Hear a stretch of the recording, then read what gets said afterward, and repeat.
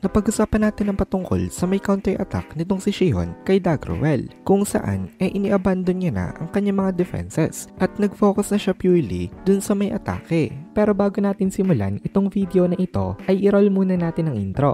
Hello everyone and welcome to my channel, ang inyong source ng Tagalog na Tansura Contents. Sa channel na ito pinag-uusapan natin ang mga nangyayari sa may Tansura universe. So without further ado, let's get into the video.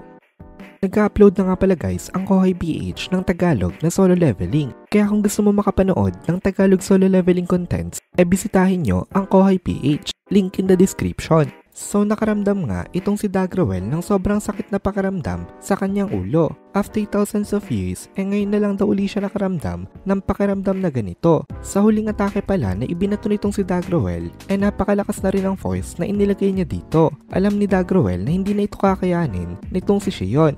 Ang naisip nitong si Daggerwell dito nung una, tatakbo itong si Shion sa kanya. At once na tumakbo na nga daw ito, hindi niya na ito hahabulin. Kasi hindi niya naman talaga ito gustong patayin. Pero nagulat itong si Daggerwell kasi hindi tumakbo itong si Shion. Mukhang handa na mamatay itong si Shion ngayon. Makapag-launch lang siya ng isang successful na counter-attack dito. Tapos nagsalpukan nga silang dalawa at nakaramdam itong si Daggerwell ng napakalala na sakit sa kanyang ulo. Naramdaman itong si Daggerwell na merong mali ngayon sa may katawan niya kasi napabagsak siya sa may lupa at hindi niya magawa na makabangon. Ganito pala ang nangyari kung bakit bumagsak itong si Daggerwell. Hindi in-expect nitong si Daggerwell nung una na tatama itong counter-attack nitong si Shion sa kanya kasi napakalaki ng difference ng power nilang dalawa. Ang espada daw nitong si Shion hindi man lang makakadikit sa kanyang body dahil papatalbogin daw ito ng kanyang Maelstrom Buster, pero biglang nawala ang espada nitong si Shion. Napasabi na lang itong si Daggerwell na hindi daw maaari. Mukhang ginamit na naman daw nitong si Shion ang kanyang guaranteed outcome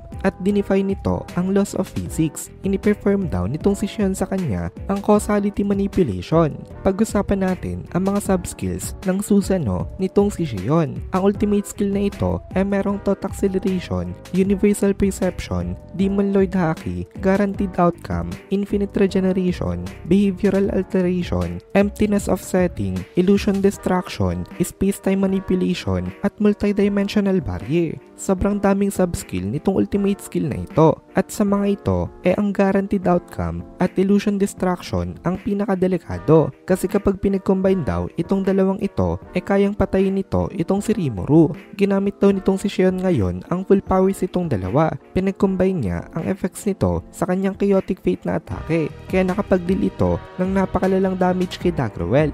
Konting interruption lang. Gusto ko lang mag-thank you kay Melbert Apolinario sa pag-upgrade from patron to advanced member / sponsor. It really helps me to continue this type of work. Isha-shoutout ko ang lahat na mag-upgrade na katulad nito bilang pasasalamat sa inyo. So balik tayo sa may kwento. Nakapag-deal ng malaking damage itong si Shion, pero hindi naman ibig sabihin nun hindi na itong si Shion na-take ng damage dahil directly rin naman siya na tinamaan ng atake nitong si Daggerwell. Kahit na meron pa siyang ultra speed regeneration o kahit infinite regeneration o even kahit na maging divine speed regeneration pa hindi makakasurvive itong si Shion dito. Instantly siyang mamamatay dapat, pero yun kung mag-isa lang siya. Pero tandaan natin na nandito rin itong si Ruminas. Ginamitan ni Ruminas itong si Shion ng kanyang rebirth at dahil doon nailigtas itong si Shion.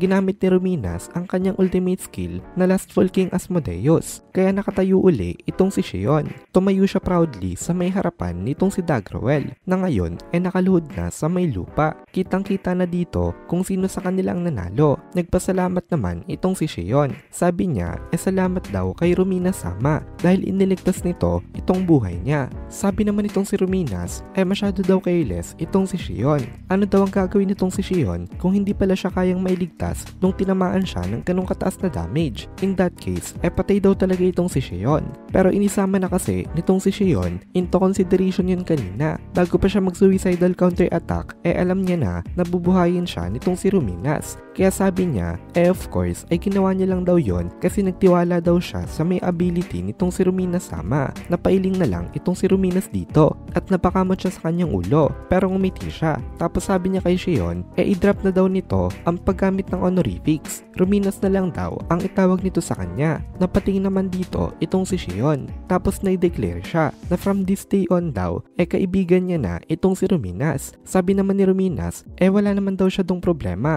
Gawin daw nitong si Shion kung ano ang gusto niya. Sa part na ito, nag-blush itong si Ruminas dito na para bang nahihiya siya. At this point, parang katulad na ang tingin nitong si Ruminas kay Shion kung paano niya makita itong si Chloe. Kasi parehas siyang iniligtas nitong dalawang ito sa magkaibang pangyayari. Gulat na gulat itong si Veldora sa nakita niya na ipinakita nitong si Shion. Kaya pinuri niya rin ito. Sabi nitong si Veldora napaka-brilliant daw. Tapos tumawa itong si Veldora dito. At dahil dito, napansin na naman siya nitong si Ruminas at tumingin na naman ito ng masama sa kanya. Kaya nagsalita uli itong si Veldora na nandito daw siya kasi nanonood daw siya sa may laban nitong sila Shion kanina. Nag-aalala daw kasi siya dito para anytime daw makapag-step in siya kung kakailanganin nitong mga ito ang kanyang dulong.